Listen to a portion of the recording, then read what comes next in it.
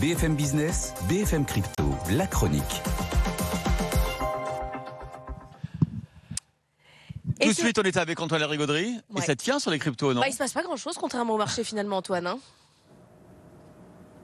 Oui, ça marche bien. On est plutôt stable sur les cryptos. Petite consolidation qui continue, mais le Bitcoin reste fermement au-delà des 30 000. Consolidation peut-être un petit peu plus marquée pour l'Ether. L'XRP qui perd pied en passant sous la barre des 47 cents, mais on a des signes de stabilité un petit peu partout de manière générale. C'est pas dramatique, quoi.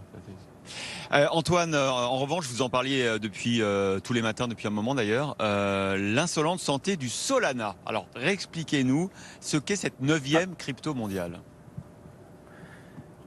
Oui, 9e crypto mondiale, 9 milliards de capitalisation. C'est vrai que ça peut paraître du menu fretin par rapport au Bitcoin et ses 580 milliards. Mais non, le Solana fait partie de ces cryptos en pleine expansion.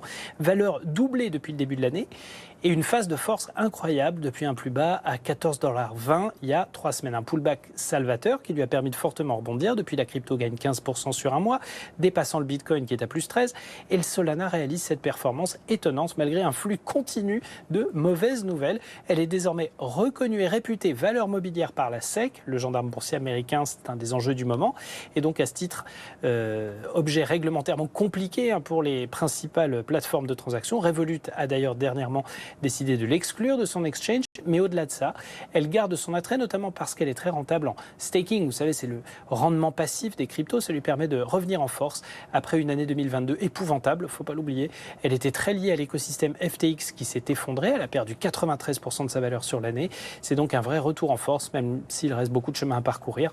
Mais le plus haut de l'année à 26 $ semble vraiment apporter dans un premier temps.